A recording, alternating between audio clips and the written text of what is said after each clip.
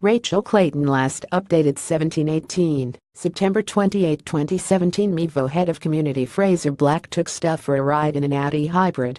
A Wellington electric car sharing company is expanding its fleet with a $250,000 investment from Z Energy. Mevo, an on-demand car hiring company, has 2 pick-up and drop-off points in Wellington Clyde Wharf and TSB Arena, and will soon add another at Wellington International Airport. The existing fleet of 9 Audi A3 Sportback e-tron will increase to 50 in the next 6 months. Mevo co-founders Frazer Black and Finn Lawrence are expanding their fleet of hybrid share cars. Mevo users book cars up to 30 minutes in advance using an app which also unlocks the charging cable in the doors.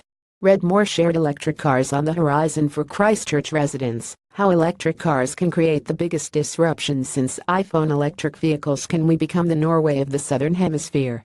Chief Executive Frazer Black said most people can save between $2,000 and $5,000 a year by using our service than owning a car.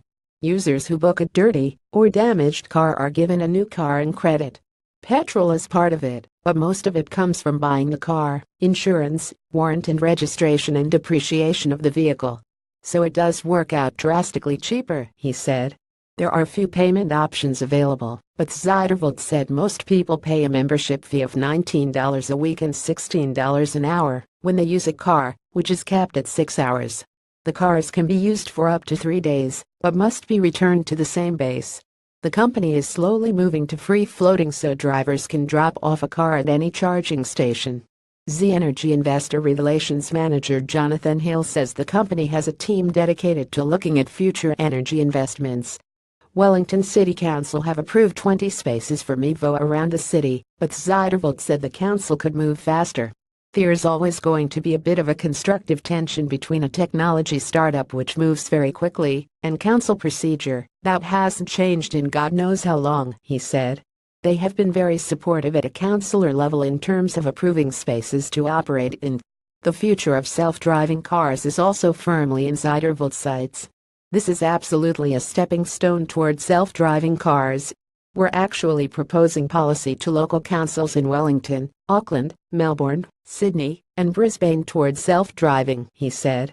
With only 200 customers, Mevo is yet to turn a profit, but it has more than 1,000 people who have registered their interest for when charging stations are available near their homes. We're at capacity now. We're waiting for the council to open more spaces before we bring on more people, Frazer Black said. The Audi A3 Sportback e-tron are hybrid and have a range of up to 50 kilometers on electricity. On top of that, they can travel up to 950 kilometers when in hybrid mode. Frazer Black said 93% of all trips taken with current users were electric only.